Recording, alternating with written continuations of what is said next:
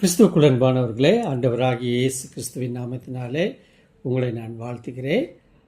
இந்த நாட்களிலே மறுரூபமாகுதல், அதாவது டிரான்ஸ்ஃபர்மேஷன், அது ஆங்கிலத்தில் ரினியூவல் ஆஃப் யுவர் மைண்ட், மனதை புதிதாக்குதல் என்கிற தலைப்பின் அடிப்படையில் நாம் வேதத்தின் காரியங்களை நாம் சிந்திக்க இருக்கிறோம்.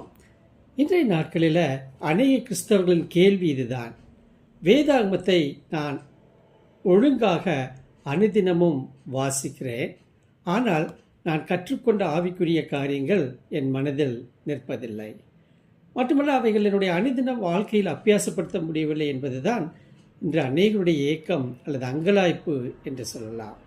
ஆம் அன்பானவர்களே, தேவனுடைய வார்த்தையை நீங்கள் தியானிக்கும் முறை அதன் முழுமையான மறுரூபமாக்கும் வல்லமையை அனுபவத்திலிருந்து உங்களை தடுக்கிறதா என்று நாம் ஆராய்ந்து பார்க்க அழைக்கப்படுகிறோம். இன்றைய நாள் போதனையில் வேதாகம தியானம் என்பதை பற்றி நாம் ஆழமாக ஆராய்கிறோம். இது வெறும் வேத வசனங்களை வாசிப்பதோ, வசனங்களை மீண்டும் மீண்டும் சொல்வதோ அல்லது மனதை வெறுமையாக்குகிற முயற்சியோ அல்ல. இருதயத்தின் மறைவான மனிதன், அதாவது the hidden man of the heart என்று சொல்கிறோமே, உள்ளான மனிதனை குறித்த போதனை. கடவுளுடைய வார்த்தையின் மூலம் நம்முள் இருக்கும் அந்த உள்ளான மனிதனின் விசுவாசத்தை வளர்ப்பதன் முக்கியத்துவத்தை நமக்கு காட்டுகிறது. அன்பானவர்களே, இந்த நம்முடைய தொடர் போதனையின் முதலாவது செய்தி தான் இது. யோசுவா 1ஆம் அதிகாரம் 8ஆம் வசனம் இப்படியாக கூறுகிறது: இந்த நியாயப்பிரமாண புஸ்தகம் உன் வாயை விட்டு பிரியாதிருப்பதாக, இதில் உள்ளவர்கள் எல்லாம் நீ இரவும் பகலும் தியானிக்க கடவாய். ஆனால் வேதாகம ரீதியான தியானம் என்பது உண்மையில் எப்படி இருக்கும்? முதலாவதாக, தேவனுக்கு முன்பாக நீங்கள் எப்படி அமைதியாக அமர்கிறீர்கள் என்று யோசித்து பாருங்கள். ஒரு வேத வசனத்தை எடுத்துக்கொண்டு அதன் உண்மையை உங்கள் இதயத்தில் எப்படி தெளிவாக பதிய வைப்பீர்கள் என்கிற முறையை நீங்கள் கற்றுக்கொள்ளுங்கள். கடவுளுடைய வார்த்தைக்கு பதிலாக உங்கள் சொந்த கற்பனைகளை வைக்காமல் அந்த வார்த்தையை உங்கள் இருதயத்தில் எப்படி ஓவியமாக தீட்டுவீர்கள், அதை குறித்த கருத்துக்களின் செறிவுகளை ஒரு ஆடலியாக நீங்கள் எப்படி உங்கள் மனதிற்குள்ளாக கொண்டு வந்து தியானிப்பீர்கள் என்பதை யோசித்து பார்க்க வேண்டும். மேலும் தொடர்ச்சியான தியானம் பற்றி உங்கள் சிந்தனை, செயலாக்கம், ஜெபம் மற்றும் வாழ்க்கை முறையை எவ்வாறு மாற்றத் தொடங்கும் என்பதை நீங்கள் குறித்து சிந்திக்க வேண்டும். இந்த போதனையில் நீங்கள் பின்வருவனவற்றை கற்றுக்கொள்ள இருக்கிறீர்கள். முதலாவதாக, அமைதியாக அமர்ந்து மனதின் இரைச்சலை அடக்கி ஆண்டுடைய வார்த்தைக்கு செவி கொடுக்க ஒப்புக்கொடுங்கள். ஒரே ஒரு வேத வசனம் அல்லது ஒரே ஒரு பேசேஜாக மட்டுமாக இருந்தாலும் அதை மிக ஆழமாக தியானிக்கிற அனுபவத்திற்குள்ளாக நீங்கள் வாருங்கள். வெறுமனை வசனத்தை வாசிப்பது மட்டுமல்ல, தியானிக்கிற அனுபவம் உங்களுக்குள்ளாக கடந்து வர வேண்டும். பரிசுத்த ஆவியானவர் அந்த வார்த்தையை உங்களுக்கு வெளிப்படுத்த அனுமதிக்க ஒப்பு கொடுக்க வேண்டும்.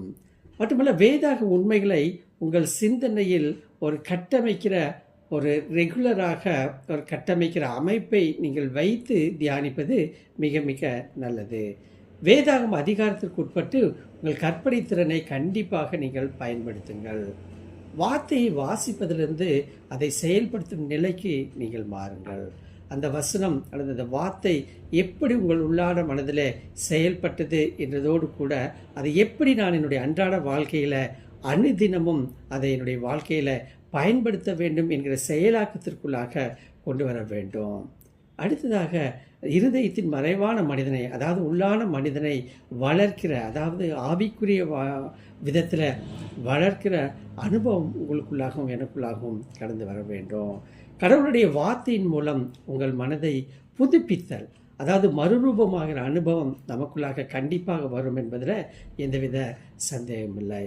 எல்லாவற்றுக்கும் மேலாக தியானித்த விஷயங்களை உங்கள் அன்றாட வாழ்க்கையில் நிச்சயமாக கடைபிடிக்க வேண்டும், அபியாசப்படுத்த வேண்டும்.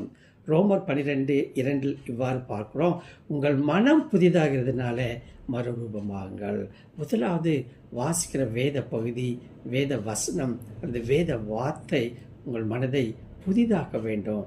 மறுரூபமாக ஒரு டிரான்ஸ்ஃபர்மேஷன் அங்கே இருக்க வேண்டும். ரெனியூவல் ஆஃப் யுவர் மைண்ட் அங்கே காணப்பட வேண்டும். இந்த மனதை புதிதாக்கிற அனுபவம் உங்களுக்குள்ளாக வருகிற பொழுது, நாளுக்கு நாள் நீங்கள் அதை பயிற்சி செய்கிற பொழுது, நிச்சயமாகவே நம்முடைய ஆவிக்குரிய வாழ்க்கையில் ஒரு வெற்றியுள்ள வாழ்க்கை வாழ முடியும். இதன் நோக்கம் வெறும் வேத வசனங்களை அதிகம் தெரிந்து கொள்வது மட்டுமல்ல, இதன் நோக்கம் உருமாற்றம் அடைவதாகும்.